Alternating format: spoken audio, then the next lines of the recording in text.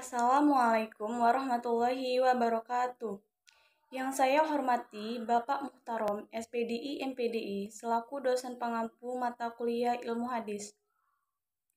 Serta tak lupa juga teman-teman semua yang saya banggakan. Puji syukur kehadirat Allah Subhanahu wa Ta'ala, karena atas karunia-Nya lah kita masih diberi kesehatan dan bisa mengikuti perkuliahan pada hari ini.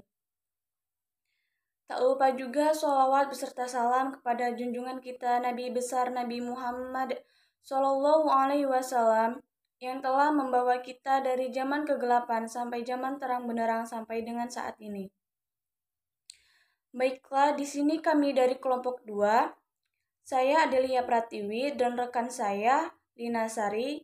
Di sini kami akan mempresentasikan makalah kami yang berjudul tentang pengertian ilmu hadis dan cabang-cabang ilmu hadis. Baiklah, materi yang pertama yang akan disampaikan oleh rekan saya Lina Sari kepada saudari Lina Sari, saya persilahkan. Assalamualaikum warahmatullahi wabarakatuh. Saya Lina Sari sebagai pemateri pertama yang akan menyampaikan tentang pengertian ilmu hadis. Ilmu hadis atau ulum al-hadis terdiri dari dua kata, yaitu ilmu atau ulum dan al-hadis. Kata ulum dalam bahasa Arab adalah bentuk jamak dari ilim, yang berarti ilmu-ilmu. Sedangkan al-hadis di kalangan ulama hadis berarti segala sesuatu yang disandarkan kepada Nabi Muhammad SAW dari perbuatan, perkataan, takrir, dan sifat. Dengan demikian, hubungan kata ulum dan al-hadis mengandung pengertian ilmu-ilmu yang membahas atau berkaitan dengan hadis Nabi Muhammad SAW. Sedangkan menurut ulama mutaqaddim, ulum al-hadis adalah ilmu hadis dan ilmu yang membahas tentang bagaimana hadis-hadis bisa tersambung hingga sampai kepada Rasulullah SAW, baik dari sisi kedabitan dan keadilan periwayatannya, maupun dari sisi sambung dan putusnya rangkaian rantai sanad. 2. Sejarah perkembangan ilmu hadis. Ilmu ini sebenarnya telah tumbuh sejak zaman Rasulullah SAW masih hidup. Perkembangan ini, ilmu hadis selalu beriringan dengan pertumbuhan pembinaan hadis itu sendiri. Pada saat Rasulullah SAW masih hidup, kaum muslim masih wujud dalam bentuk-bentuk prinsip dasar yang merupakan embrio bagi pertumbuhan ilmu hadis di kemudian hari. Misalnya, tentang pentingnya persaksian orang adil dan sebagaimana dijelaskan dalam Al-Quran surah Al-Hujurat ayat 6 yang artinya, hai orang-orang yang beriman, jika datang kepadamu watu fasik membawa suatu berita, maka periksalah dengan teliti agar kamu tidak menimpakan suatu musibah kepada suatu kaum tanpa mengetahui keadaannya yang menyebabkan kamu menyesal atas perbuatanmu itu.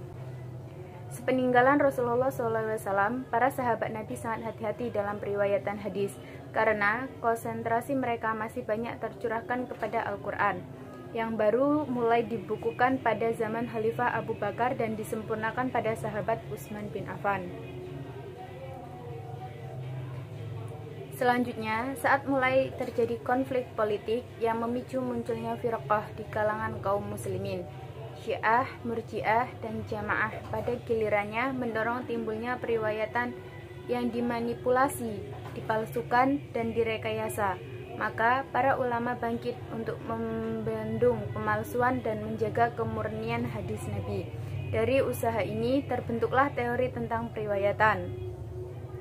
Ketika Imam Al-Syafi'i tahun 2004 menulis kitab Ar-Risalah, sebenarnya ilmu hadis telah mengalami perkembangan lebih maju, sebab di dalam kitab tersebut telah dibahas kaidah-kaidah tentang periwayatan. Hanya saja masih bercampur dengan kaidah usul fikih. Demikian pula dalam kitab Al-Um, di sini telah dituliskan pula kaidah yang berkaitan dengan cara menyelesaikan hadis-hadis yang bertentangan tapi masih bercampur dengan fikih. Artinya, ilmu hadis pada saat itu sudah mulai tampak bentuknya, tetapi masih belum terpisah dengan ilmu lain, belum menjadi disiplin ilmu yang berdiri sendiri. Ulama mutakhirin dimasukkan ke dalam pengertian ilmu hadis dirayah. Pada perkembangan selanjutnya, oleh ulama mutakhirin, ilmu hadis ini dipecah menjadi dua, yaitu ilmu hadis riwayah dan ilmu hadis dirayah. Pengertian yang diajukan oleh ulama mutaqaddimin itu sendiri oleh ulama mutakhirin dimasukkan dalam pengertian ilmu dirayah. A. Ilmu hadis riwayah. Ibnu Al-Kahfani mengatakan bahwa yang dimaksud dengan ilmu hadis riwayah adalah ilmu pengetahuan yang mencakup perkataan dan perbuatan Nabi Shallallahu Alaihi Wasallam, baik periwayatannya, pemeliharaannya, maupun penulisan atau pembentukan lafaz-lafaznya. Objek kajian ilmu hadis riwayah ialah bagaimana cara menerima, menyampaikan kepada orang lain, dan memindahkan atau mendewakan. Demikian menurut pendapat As-Suyuti. Dalam menyampaikan dan membukukan hadis hanya disebutkan apa adanya, baik berkaitan matan ataupun sanadnya. Ilmu ini tidak membicarakan tentang syad, kejanggalan, dan ilat kecacatan matan hadis. Adapun faedah mempelajari ilmu hadis riwayah adalah untuk menghindari adanya penukilan yang salah dari sumber yang pertama, yaitu Nabi Shallallahu Alaihi Wasallam. Pendiri dan tokohnya adalah Muhammad bin Muslim bin Al-Syab Al-Zuhri, Khalifah Umar bin Abdul Aziz, dan Abu Bakar Muhammad bin Amr bin Hazim. B. Ilmu hadis dirayah. Ilmu hadis dirayah biasanya juga disebut sebagai ilmu mustalah hadis, ilmu usul al-hadis, dan qawaid at-tahdis. At-Tirmizi mentahrifkan ilmu ini dengan undang-undang atau kaidah-kaidah untuk mengetahui keadaan sanad dan matan, cara menerima dan meriwayatkannya, sifat-sifat perawi, dan lain-lain. Ibnu Al-Kahfani mendefinisikan ilmu ini sebagai berikut. Ilmu pengetahuan untuk mengetahui hakikat periwayatan, syarat-syarat, macam-macam, dan hukum-hukumnya, serta untuk mengetahui keadaan para perawi, baik syarat-syaratnya, macam-macam hadis yang diriwayatkan, dan segala yang berkaitan dengannya. Objek ilmu hadis dirayah adalah keadaan para perawi hadis yang menyangkut pribadinya seperti akhlak, tabiat, keadaan hafalannya, maupun yang menyangkut persambungan dan terputusnya sanad, dan hadis yang diriwayatkannya dari sudut kesahihan, kedaifan, dan sudut lain yang berkaitan dengan keadaan matan hadis. C. Manfaat mempelajari ilmu hadis dirayah dan riwayah antara lain: A. Mengetahui perkembangan hadis dan ilmu hadis sejak Nabi Shallallahu Alaihi Wasallam sampai sekarang. B. Mengetahui tokoh-tokoh dan upayanya dalam mengumpulkan, memelihara, dan meriwayatkan hadis. C. Mengetahui kaidah-kaidah yang digunakan ulama hadis dalam mengklarifikasikan hadis. D. Mengetahui istilah-istilah, nilai-nilai, dan kriteria-kriteria hadis sebagai pedoman dalam beristimbat. Pendiri atau tokoh adalah Al-Qadhi Abu Muhammad bin Hasan bin Abdurrahman bin Khalad Ar-Rumuzi dengan karyanya Al-Muhaddis Al-Fasil Baina Al-Rawi wa Al-Wai'i. D. Cabang-cabang ilmu hadis. 1. Ilmu rijal al-hadis. Ilmu ini mengetahui biografi para perawi hadis, bahwa sesungguhnya mereka adalah para periwayat hadis yang sesungguhnya, walaupun jumlah sahabat mereka cukup banyak, namun tidak semua aktif dalam periwayatan hadis. Dalam referensi ilmu ini, penyusun memaparkan nama lengkap, kunyah, dan lokab, penisbatannya, tahbakotnya, rihlahnya, guru dan muridnya, sekelumit penilaian kritikus hadis terhadap berdirinya dan wafatnya. Ilmu rijal al-hadis merupakan ilmu hadis yang penting karena ilmu ini mencakup kajian terhadap sanad dan matan. Rijal dan tokoh-tokoh yang menjadi sanad merupakan para perawinya. Mereka itulah objek kajian ilmu rijal al-hadis, satu di antara dua komponen ilmu hadis. Ilmu rijal al-hadis terbagi menjadi dua bagian penting, yaitu ilmu takhri al-ruwat dan ilmu zarwa al-ta'dil. Yang dimaksud ilmu takhri al-ruwat adalah ilmu yang mencoba mengenal para perawi hadis dari aspek yang berkaitan dengan periwayatannya mereka terhadap hadis tersebut. Ilmu jarwa ta'dil. Ilmu ini membahas pribadi perawi, baik sisi negatif, posisi positifnya dengan lafaz-lafaz tertentu. Perbedaannya dengan ilmu sebelumnya terletak pada spesifik paparan nilai kredibilitas perawi untuk dapat diketahui status perawi tersebut. Apakah periwayatannya layak diterima atau ditolak? Dengan demikian dapat dipahami bahwa ilmu jarh wa ta'dil merupakan bagian dari ilmu rijal al-hadis. 2. Ilmu khoridil hadis. Ilmu membahas tentang lafaz-lafaz yang sulit, asing bagi kebanyakan orang yang ada dalam sebuah hadis, sering juga diistilahkan ensiklopedi hadis. Hal ini dikarenakan bahasa yang digunakan oleh Rasulullah SAW menggunakan logat Quraisy, orang yang tidak cukup dipahami dengan kamus bahasa Arab Indonesia pada umumnya. Ulama memberikan perhatian besar terhadapnya karena perhatian besar terhadapnya mereka memberikan manfaat berupa pengetahuan lebih jauh dan pemahaman kata-kata hadis adalah merupakan kesulitan bagi seseorang untuk meriwayatkan apa yang tidak dipahaminya atau memindahkan apa yang tidak bisa disampaikannya dengan baik. 3. Ilmu asbab urudil hadis. Asbab urud al-hadis memiliki kaitannya dengan pembahasan nasik dan mansuk hadis. Mengetahui hubungan antar hadis dapat membantu mengetahui yang terdahulu dan yang datang kemudian, sehingga mudah untuk mengetahui yang terdahulu dan yang datang kemudian, sehingga mengetahui hubungan antara hadis dan dapat membantu mengetahui yang terdahulu dan yang datang kemudian. Di samping sebab al-nuzul Al-Quran, ulama juga menyusun asbab urut al-hadis. Mereka banyak menyebut hubungan antar hadis, munasabah hadis. Dengan upaya ini, mereka telah memberikan pengabdian yang besar terhadap hadis nabawi, sehingga mereka semakin terbantu dalam rangka menggali kandungan hukumnya. Karya terklasik dalam bidang ini adalah kitab karya Abu Hasfa al-Akbari, guru al-Qadi Abu Ya'la Muhammad ibnu Husain al-Fara' al-Hanbali. Mungkin materi selanjutnya akan disampaikan oleh saudari. Baiklah, saya akan melanjutkan materi dari saudari Linasari, yaitu tentang cabang-cabang ilmu hadis. Yang keempat, ilmu nasik wa nansuk hadis. Ilmu ini membahas tentang hadis-hadis yang kontradiktif yang tidak mungkin dikompromikan antara keduanya, dengan menjadikan yang satu sebagai nasik atau penghapus dan yang lainnya sebagai mansuk atau yang dihapus. Nasak secara etimologi berarti menghilangkan dan mengutip atau menyalin. Misalnya, Uban itu menghilangkan sifat muda, atau saya mengutip isi kitab itu. Menurut ulama ushul, penghapusan oleh syar'i terhadap suatu hukum syar'a dengan dalil syar'a yang datang kemudian. Selanjutnya yaitu yang kelima, ilmu mukhtalaf hadis. Ilmu ini membahas hadis-hadis yang menurut lahirnya bertentangan untuk dikompromikan dengan cara membatasi kemutlakannya, mentaksis keumumannya, dan lain sebagainya. Kadang tampaknya kontradiksi namun dapat difahami setiap hadis pada proporsinya masing-masing. Kadang pula menunjukkan tanawu atau berbagai alternatif. Oleh karena itu, sebagian ulama menyebutkan ilmu ini dengan sebutan ilmu mushkil al-hadith. Semuanya memiliki pengertian yang sama. Selanjutnya yaitu yang keenam, ilmu ilal hadis.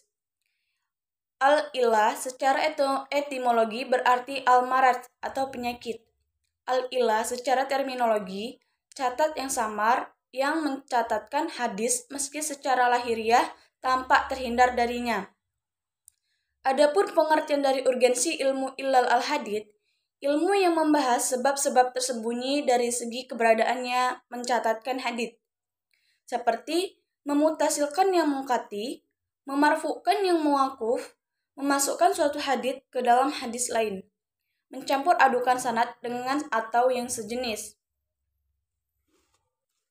Selanjutnya yaitu tentang unsur-unsur pokok hadis. A. Pengertian sanad. Kata sanad menurut bahasa adalah sandaran atau sesuatu yang kita jadikan sandaran. Dikatakan demikian karena hadis bersandar kepadanya.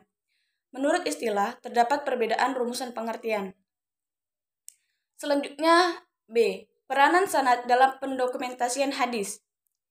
Pendokumentasian hadis pada periode sahabat dilakukan dengan cara yang pertama, mendengarkan setiap perkataan Nabi dan menghafalkannya. Yang kedua, mempelajari dan mencatat hadis. Yang ketiga, setiap hadis yang diperoleh dari Nabi SAW. Selanjutnya, pendokumentasian hadis pada periode selanjutnya dilakukan dengan cara yang pertama, sama, yaitu guru membacakan hadis kepada murid-muridnya dalam 3 cara. Yang pertama, dengan cara lisan, mendikte, dan kemudian tanya jawab. Yang kedua, art, yaitu murid membacakan hadis kepada gurunya. Yang ketiga, ijazah, yaitu memberikan izin kepada seseorang meriwayatkan hadis tanpa dibacakan terlebih dahulu. Yang keempat, munawalah, yaitu memberikan sejumlah tulisan kepada seseorang untuk disebarluaskan. Yang kelima, kitabah, yaitu menuliskan hadis bagi seseorang untuk diriwayatkan kepada orang lain. Yang keenam, iklam, yaitu memberitahu kebolehan meriwayatkan hadis kepada orang lain.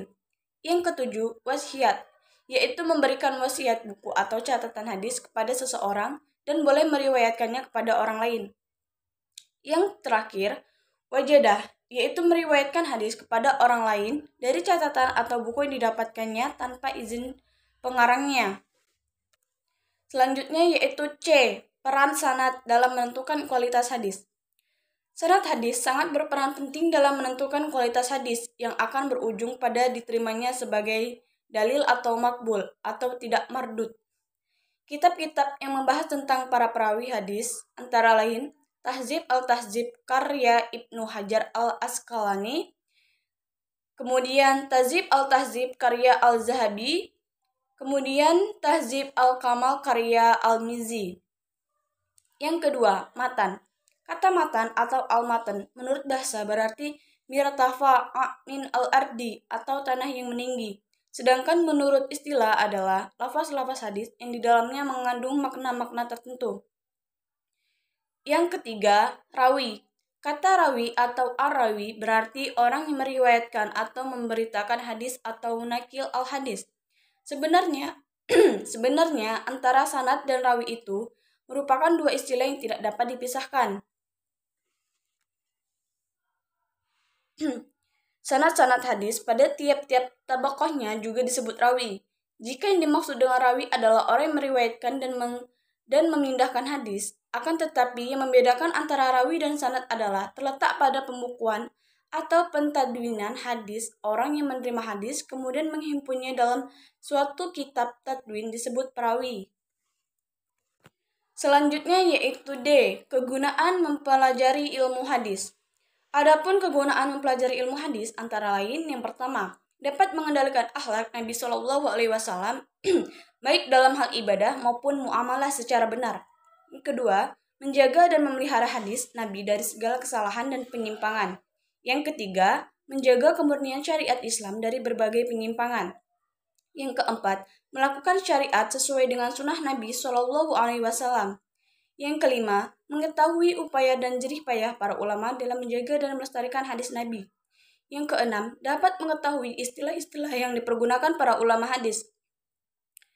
Yang ketujuh, mengetahui kriteria yang dipergunakan para ulama dalam mengklarifikasikan keadaan hadis, baik dari sisi kuantitas atau jumlah sanad maupun dari sisi kualitas sanad dan matannya.